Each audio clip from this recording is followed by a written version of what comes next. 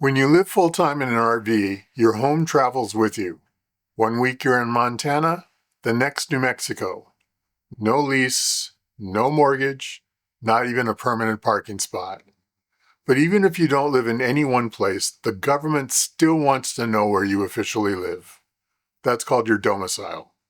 Ignore it, and you could face real headaches, higher taxes, insurance problems, even trouble renewing your passport.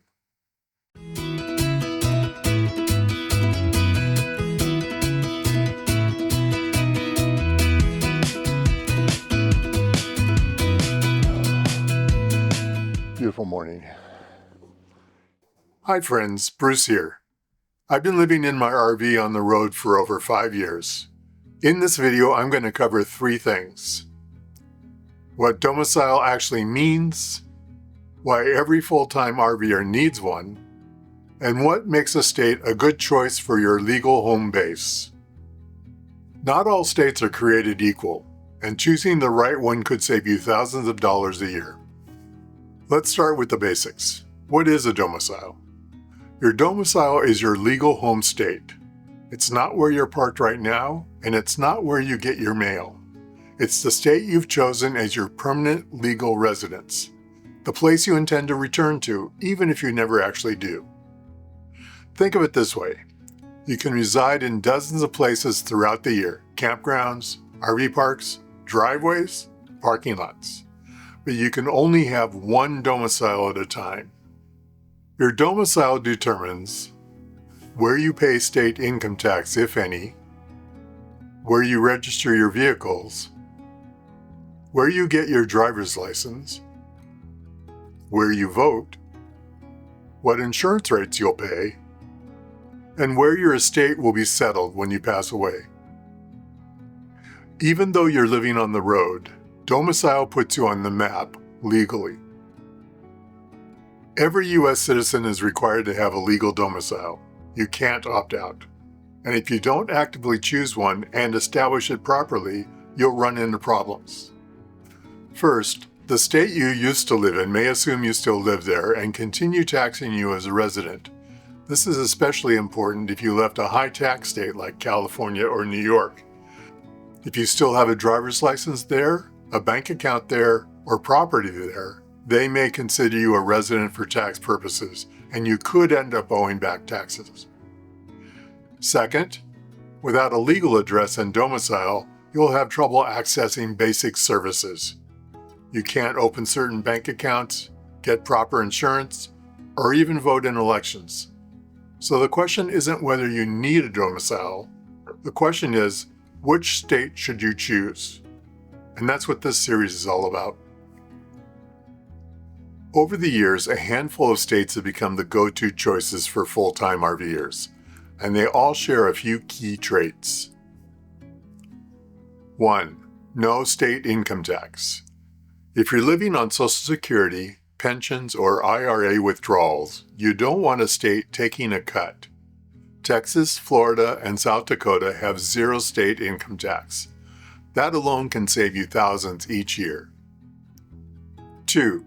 Low vehicle registration and insurance costs. Your RV is likely the most expensive thing you own. Some states charge thousands in registration fees, property taxes, or mandatory inspections. Others, less than $100 a year. 3. RVer-friendly infrastructure. The best domicile states offer mail forwarding services, officials who understand the RV lifestyle, and processes that make establishing residency quick and painless. 4. No estate or inheritance tax. When you're gone, some states take a big chunk before your heirs see anything, others nothing. 5. Healthcare access and insurance options. If you're on Medicare, you want a state with strong supplemental plans and providers. Not on Medicare yet? You need to know if the state's marketplace offers plans that work nationwide, because you won't always be in your domicile state.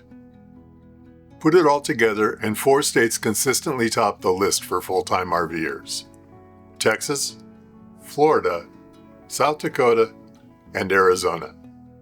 We'll break down each one in the videos ahead. Before we move on, here's an important clarification. Domicile is not the same as residence. You can reside in lots of places throughout the year, different campgrounds, RV parks, driveways. But domicile is about intent, the state you've chosen as your permanent legal home. High-tax states like California or New York may challenge your move if you don't properly establish your new domicile. That's why you need to take concrete steps to prove it. Get a driver's license in your new state. Register your vehicles there. Register to vote there. Update your banking and insurance. And update your legal documents. Do those things, and you've built a solid case that you've truly changed your domicile. Now, if, like me, you're in your 50s, 60s, or beyond, there are a few extra things to consider. First, healthcare. Medicare is federal. It works anywhere in the U.S. But Medicare supplement plans, also called Medigap, are regulated by each state. Some states have better options, lower premiums, or rules that let you switch plans without medical underwriting. If you're not on Medicare yet and buying insurance through the Affordable Care Act marketplace, your domicile state determines which plans you can access. Some states offer plans with nationwide networks, others don't. We'll cover this more in each state's video. Second, estate planning. Some states have estate or inheritance tax that kicks in when you die. Washington State, for example, taxes estates over about $2.2 million. Texas, Florida, and South Dakota, zero estate tax. If you've built up assets and want to leave as much as possible to your kids or grandkids, your domicile choice matters. Third, income sources. If you're retired and living on Social Security, pensions, or IRA withdrawals, a state with no income tax is a no-brainer. But if you still have earned income from consulting, part-time work, or rental properties, you'll want to understand how each state treats it. Bottom line, domicile isn't just about saving a few bucks on vehicle registration. It's about setting yourself up for a financially secure, legally sound, and stress-free retirement on the road. So now you understand what domicile is, why it matters, and what makes a state a good choice for RVers. In the next video, we'll tackle something that you need to figure out before you can establish domicile. How to get a street address when you don't have a home.